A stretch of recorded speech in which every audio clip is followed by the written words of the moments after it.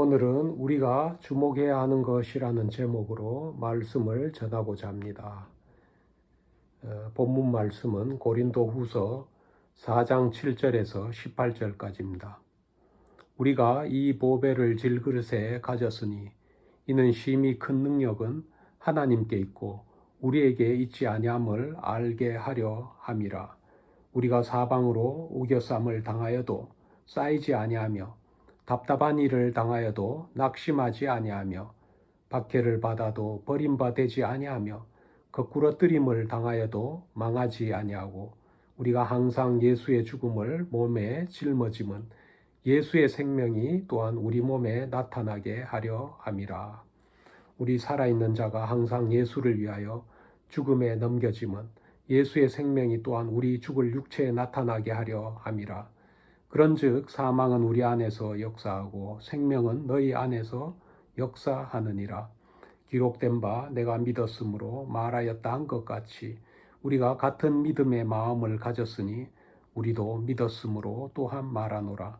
주 예수를 다시 살리시니가 예수와 함께 우리도 다시 살리사 너희와 함께 그 앞에 서게 하실 줄을 아노라. 이는 모든 것이 너희를 위함이니 많은 사람의 감사로 말미암아 은혜가 더하여 넘쳐서 하나님께 영광을 돌리게 하려 함이라. 그러므로 우리가 낙심하지 아니하노니 우리의 겉사람은 낡아지나 우리의 속사람은 날로 새로워지도다. 우리가 잠시 받는 환난에 경한 것이 지극히 크고 영원한 영광에 중한 것을 우리에게 이루게 함이니 우리가 주목하는 것은 보이는 것이 아니요 보이지 않는 것이니 보이는 것은 잠깐이요 보이지 않는 것은 영원함이라. 아멘. 제가 중학생 때의 기억입니다. 당시에는 무슨 할 말이 그리도 많았는지 쉬는 시간만 되면은 학생들이 많이 왁자지껄 떠들었습니다. 시끄럽게 떠들다가 선생님이 오셔서 주목이라고 말씀하시면 모든 동작을 즉시 멈추고 선생님을 바라보아야만 했습니다. 주목이란 모든 일을 내려놓고 우리의 시선을 집중하여 한 곳을 바라보는 것입니다. 우리가 세상을 주목하면 하나님과 멀어지는 생활을 하게 되고 하나님께 주목하면은 세상으로부터 많은 유혹을 이기고 승리하게 되는 것입니다.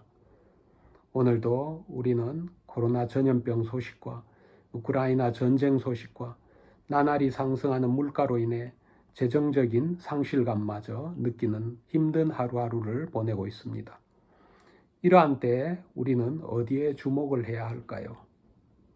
오늘 하나님이 우리에게 주시는 말씀은 보이는 것이 아닌 보이지 않는 것을 주목하라는 명령입니다. 왜 보이지 않는 것을 주목해야 하는 것일까요?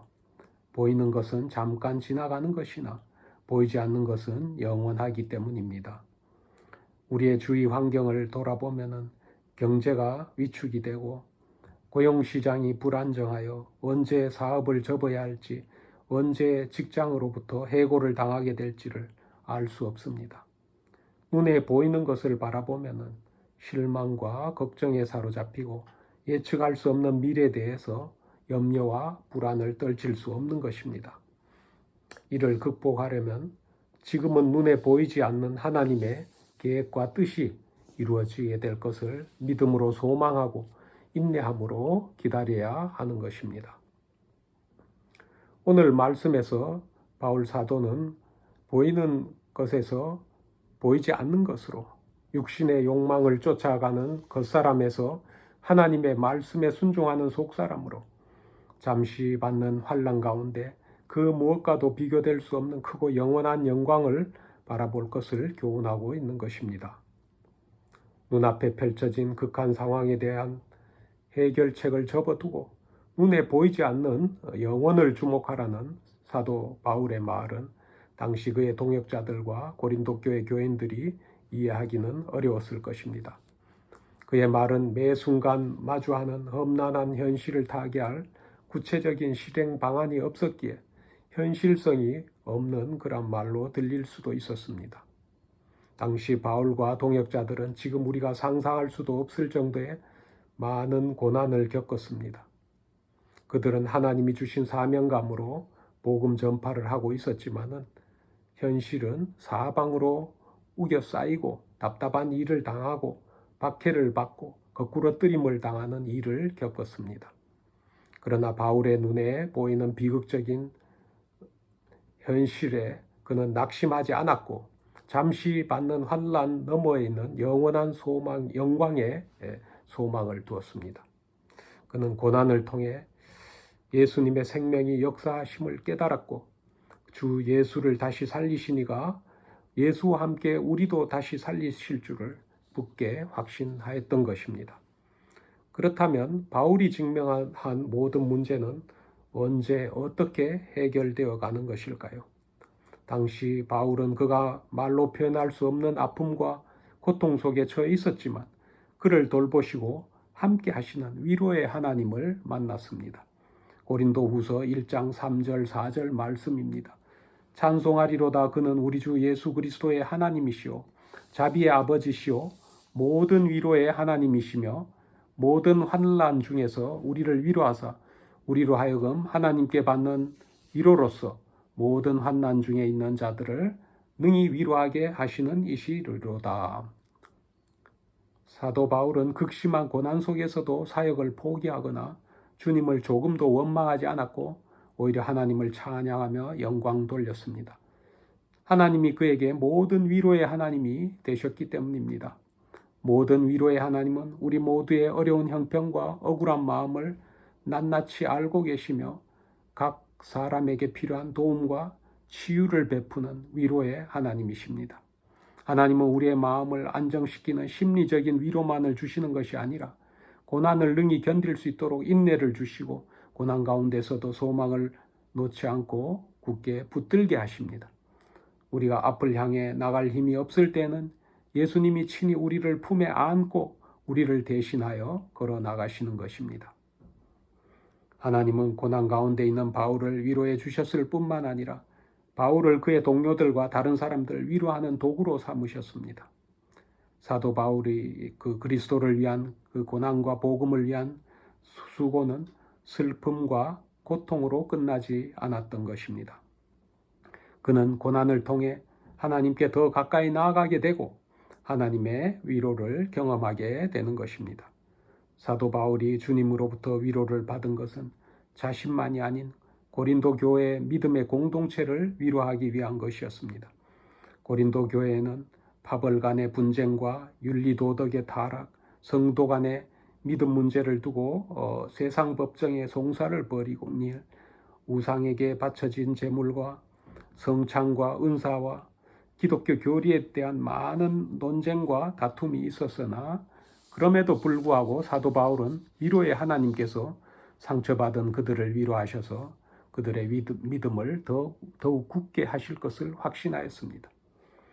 이와 같이 우리들도 고난을 통해 하나님이 공급하시는 위로를 경험할 수 있고 더 깊이 하나님을 의지할 수 있습니다. 우리가 기도와 간구로 하나님을 향해 바라볼 때 하나님은 우리 모든 환난 중에서 우리를 위로해 주십니다. 하나님의 위로는 환난 중에 있는 자를 위로할 뿐만 아니라 더 나아가 환난 중에 있는 다른 사람을 위로하는 것입니다. 하나님의 위로로 회복된 우리들로 하여금 극심한 고통 중에 처한 다른 사람들을 위로하도록 인도하시는 것입니다. 우리를 위해 고난을 당하신 예수님은 우리가 당하는 고통과 괴로움의 무게를 잘 알고 계십니다. 헬라어로 위로라는 말은 파라클레시스인데 가까이서 부르다라는 뜻을 가지고 있습니다. 이 말은 우리가 고난과 시리에 빠져 있을 때 가까이 옆에서 말을 걸고 부른다라는 의미로 해석할 수 있습니다. 예수님은 제자들이 배를 타고 갈릴리 바다에서 풍랑을 만났을 때 그들에게 가까이 다가가셔서 위로하셨습니다. 내니 두려워 말라 말씀하시면서 두려움에 떠는 제자들에게 다가가셨습니다. 예수님은 우리들이 고난과 역경의 바다에서 파선의 위험을 만날 때 거친 파도를 헤치며 우리에게 가까이 다가오실 때가 있습니다. 우리는 고난 속에서도 믿음을 잃지 않고 목자이신 예수님의 다정한 음성을 들으므로 우리는 풍랑에서 벗어나 안전한 곳으로 피할 수가 있는 것입니다. 우리는 예수님과 가까이 함께 있으므로 예수님으로부터 한없는 사랑과 위로를 받게 됩니다. 그리고 그 거룩한 예수님의 사랑과 위로가 우리들로 하여금 동일한 고통을 경험하는 다른 사람들을 위로하고 도울 수 있게 하는 것입니다. 우리 그리스도인들은 말씀을 통해 눈에 보이는 것에 집착을 할 것이 아니라 눈에 보이지 않는 것을 바라보며 하나님의 약속을 믿고 전진해야 한다는 것을 성경을 통해 잘 알고 있습니다. 그러나 우리의 육신적인 소원을 충족하는 것, 인생의 만족을 구하는 것이 우리의 신앙의 목적이 되면 우리의 눈에는 보이는 것에 집착을 하게 됩니다. 부와 명예와 권세를 누리는 것이 인생의 유일한 목적이 된다면 우리는 눈에 보이는 것을 중시하게 됩니다. 그러나 우리의 인생살이는 참으로 쉽지 않습니다. 내 뜻과 내 생각대로 인생이 흘러가지는 않는 것입니다. 모든 일이 내가 바라는 대로, 내가 기도하는 대로 이루어지기를 바라지만은 뜻하지 않는 시련과 고난의 복병을 만나면 불평과 원망이 나오고 우리의 믿음은 내리막길을 가게 됩니다. 말씀을 듣기도 하고 읽고 외우기도 하였지만 우리 믿음은 너무나 연약하여 아주 작은 일에도 의심을 하고 하나님의 약속을 붙들 수 없게 되는 것입니다. 하나님의 말씀과 약속은 보이지 않고 우리가 처한 환경과 형편이 크고 중요하게 보이는 것입니다. 우리가 눈에 보이는 것에 자꾸 집착을 하게 되면 우리 믿음이 약해지게 됩니다. 그러나 우리 눈에는 보이지 않으나 가장 소중한 것을 또 지나치게 되는 그러한 실수를 하게 되는 것이죠. 가나안을 정탐한 10명의 정탐꾼은 눈에 보이는 것만을 보고 믿었습니다. 그들은 가나안 땅에 거주하는 강한 사람들을 보았습니다. 거대한 성읍은 경과하여 요새처럼 되어 있는 것을 보았습니다. 기골이 장대한 안악 자손도 살고 있음을 보았습니다. 눈에 보이는 광경에 집중을 하게 되니 두려움에 휩싸여서 전쟁에서 이길 수 없다고 생각한 것입니다. 그러나 갈렙은 올라가서 그 땅을 점령합시다. 우리는 반드시 점령할 것입니다. 라고 말했고 여호수아도 갈렙을 지지하였습니다. 갈렙과 여호수아는 주님께서 우리를 인도하셔서 적과 꿀이 흐르는 그 땅을 우리에게 주실 것입니다. 여호와 하나님을 거역하지 마십시오. 주님께서 우리와 함께 계시니 그들을 두려워하지 마십시오라며 간곡히 설득하였지만은 백성들은 눈에 보이는 것을 근거로 보고한 정탐꾼 10명의 보고를 더 신뢰하였습니다. 백성들은 크게 낙심하였고 소리를 지르며 밤새도록 통곡을 하였습니다. 그들은 모세와 아론을 원망하며 차라리 이집트 땅에서 죽었거나 이 광야에서 죽었더라면 더 좋았을 것이라고 말했고 그리고 그 원망은 하나님께로 이어졌습니다. 하나님은 백성들의 원망을 들으시고 그들에게 40년 동안의 광야 생활이라는 벌을 내리셨던 것입니다. 40년이란 기간은 가나안 땅을 정탐한 날수인 40일에 하루를 1년으로 환산한 것입니다. 이스라엘 백성은 적과 꿀이 흐르는 땅 가나안을 눈앞에 두고 38년을 더 광야 생활을 해야 했습니다. 정탐한 땅에 대해서 악평을 한 10명의 정탐꾼은 재앙으로 죽었고 20세 이상으로 계수된 자들은 여호수아와 갈렙을 제외하고 모두 광야에서 죽음을 맞이해야 했습니다. 아브라함 조카 롯도 눈에 보이는 것을 쫓아 선택한 사람입니다. 아브라함과 롯이 함께 가나안을 향해 가던 어느 날 그들의 가축대가 너무 많아져서 서로 분가하게 되었습니다.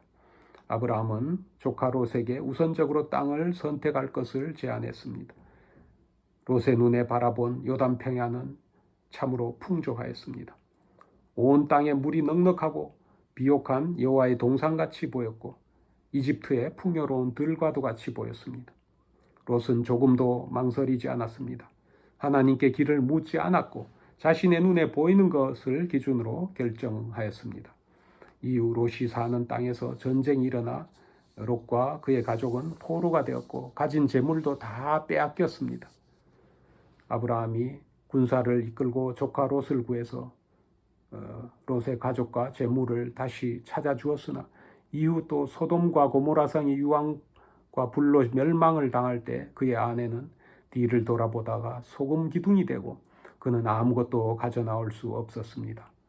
롯의 선택은 결국 실패와 파멸의 길이었습니다. 이 같은 성경의 교훈에도 불구하고 우리는 여전히 끊임없이 눈에 보이는 것에 집착을 하고 눈에 보이는 것을 소요중하게 여기는 것입니다. 그러나 눈에 보이는 것을 바라는 것은 우리에게 소망이 될 수는 없습니다. 우리가 소망하는 것은 눈에 보이지 않는 것입니다. 이 땅에 속하지 않은 하늘에 속한 것입니다. 그리스도인이 가진 삶의 목표, 우리가 추구하는 것은 이 땅에 있는 것이 아닙니다. 이 땅에 있는 모든 것들은 그냥 지나가고 말 것입니다. 언젠가는 순식간에 끝나고 사라지게 될 것입니다. 하지만 하늘에 속한 것은 영원합니다. 그래서 우리는 하늘에 속한 유업을 기대하며 하늘의 소망을 품고 살아가는 것입니다. 우리가 하나님의 자녀로서 사명을 감당한다 하면 할수록 더 많은 고난을 받게 됩니다. 출애굽한 이스라엘 백성들은 앞으로 좋은 일만 있으리라는 기대를 가지고 광야로 나왔습니다. 그런데 막상 광야 생활을 해보니 이 역시 쉽지 않았고 많은 문제와 어려움이 있었습니다. 바로의 군대가 추격을 해오자 백성들은 광야에서 죽느니 이집트로 돌아가서 다시 종살이하는 것이 낫겠다라고 불평하기도 했습니다. 하나님이 베푸신 기적 같은 은혜로 홍해를 건너고 만나와 메추라기를 공급받고 반석에서 물이 나오는 은혜를 경험한 백성들에게 또 다른 시련이 찾아왔습니다. 광야길을 가로막는 아말렉 군대와 전쟁을 하게 된 것입니다. 여호수아는 광야에서 아말렉과 전투를 하고 모세와 아론과 훌은 산꼭대기에 올라가 기도를 하며 아말렉을 무찌르게 됩니다. 그렇다면 하나님은 왜 이스라엘 백성들을 평탄한 길로 인도하지 않으시고 험난한 광야 생활을 경험하게 하신 것일까요? 그 이유는 어렵고 힘든 광야에서 방황하며 연단받음으로써 백성들이 겸손해지고 오직 하나님만을 의지하게 하도록 하기 위한 것입니다. 이러한 일련의 사건들은 오늘날의 우리 그리스도인들에게도 적용될 수 있는 것입니다. 하나님이 구원받은 성도에게 감당하기 어려운 극한의 환경을 허락하시는 것은 자신의 능력을 의지하지 않고 오로지 하나님만 바라보게 하기 위한 것입니다. 눈에 보이는 환경을 바라보지 않고 어려움 속에서 만나는 하나님의 풍성한 은혜를 기억하며 범사에 감사와 찬양을 드리는 것입니다. 우리가 늘 품고 있어야 할 영광의 소망은 눈에 보이지 않는 미래의 것입니다. 이 소망은 눈에 보이지 않는 참된 소망입니다. 보이는 소망은 참 소망이 아니며 보이지 않는 소망이 참 소망입니다. 우리는 이 소망을 잃지 않고 인내함으로 기다려야 합니다. 장차 우리에게 임할 하나님의 영광을 바라며 참고 기다리면 현재의 고난을 능히 이길 수가 있는 것입니다. 전도서 3장 11절 말씀입니다. 하나님이 모든 것을 지으심에 때를 따라 아름답게 하셨고 또 사람들에게는 영원을 사모하는 마음을 주셨느니라. 그러나 하나님이 하시는 일의 시종을 사람으로 측량할 수 없게 하셨도다. 우리 인간에게는 영원을 사모하는 마음이 있습니다. 영원을 사모하는 마음이란 영원하신 하나님을 바라보는 것입니다. 우리 삶은 유한하지만은 우리의 구원자이신 하나님을 바라볼 때 우리는 영원한 생명을 얻게 되는 것입니다. 우리가 먹고 마시고 즐기는 많은 시간들은 우리가 영원히 누릴 수 있는 것이 아니고 언젠가는 더 이상 지속될 수 없는 것입니다. 우리가 누리는 기쁨과 슬픔 역시 한순간의 꿈에 불과하지만 우리들이 주님을 바라보며 주님을 사랑하는 그 마음은 영원한 것입니다. 우리는 유한한 존재이기에 영원하신 하나님이 하시는 일의 시작과 끝을 알 수 없습니다. 내가 인생을 내 마음대로 주관할 수 있는 것이 아닙니다. 부잣집에 태어나고 싶다고 해서 부잣집에 태어나는 것이 아니고 또 가난한 집에 태어나고 싶다고 해서 가난한 집에 태어나는 것도 아닙니다.